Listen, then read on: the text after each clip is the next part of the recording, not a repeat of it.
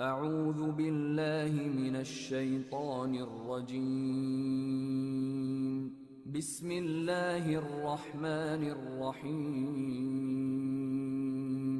الحمد لله رب العالمين. الرحمن الرحيم. مالك يوم الدين. إياك نعبد وإياك نستعين. اهدنا الصراط المستقيم. صراط الذين أنعمت عليهم غير المغضوب عليهم ولا الضالين.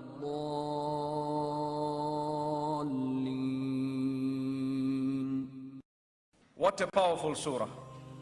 We read it so many times a day. Do we realize what it is all about? Do you know it is called As-Salah? The surah has a name, Al-Fatiha, which means the opening surah. And it has a name, As-Salah, the name of the surah. If someone says, read Surah As-Salah, this is the surah you would read. And did you know that for every verse you read, the Almighty responds every single time you read it, including when we just read it right now? Because the Hadeeth of Rasulullah sallallahu alayhi wasallam, which is agreed upon, he says that Allah subhanahu wa ta'ala says, قَسَمْتُ الصَّلَاةَ بَيْنِي وَبَيْنَ عَبْدِي نِصْفَيْنِ.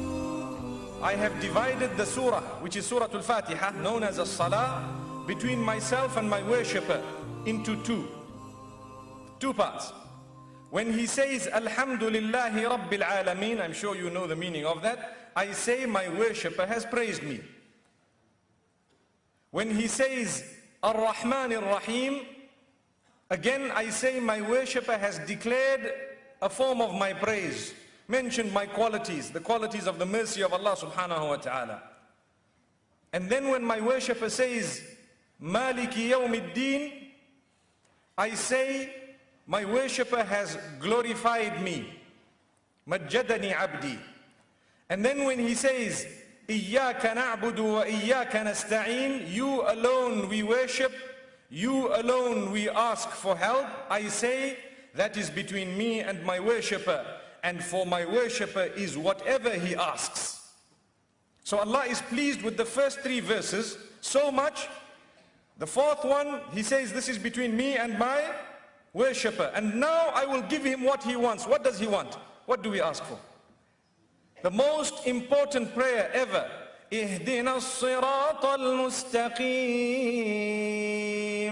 There is only one dua in the whole surah. The other two verses after that are connected to the explanation of that particular dua. Guide us to the path of steadfastness, which means the straight path. The path of those whom you have favored, and not those who have earned your anger, gone astray or earned your anger. And we read that so many times a day, and we don't realize I'm actually asking the Almighty for steadfastness on the path so many times a day that I don't even know. If I were to ask you off the cuff, how many times did you read Surah Al-Fatiha today, and let's hope you've been reading your salah, you wouldn't know. You wouldn't know, because you would need to sit and count. Okay, Fajr, this is how many times I read it. Dhuhr, this is how many times I read it. You need to do some addition. And yet we don't realize, why am I asking for steadfastness? It brings me straight to the meaning of steadfastness. The word istiqama in the Arabic language translates partly in English as steadfastness, but it has a far deeper meaning, because al-istiqama refers to everything that should be done being done, and everything that should not be done not being done. That is steadfastness. Amazing. That means everything Islam has come with, if I adopt it, then I'm a steadfast person.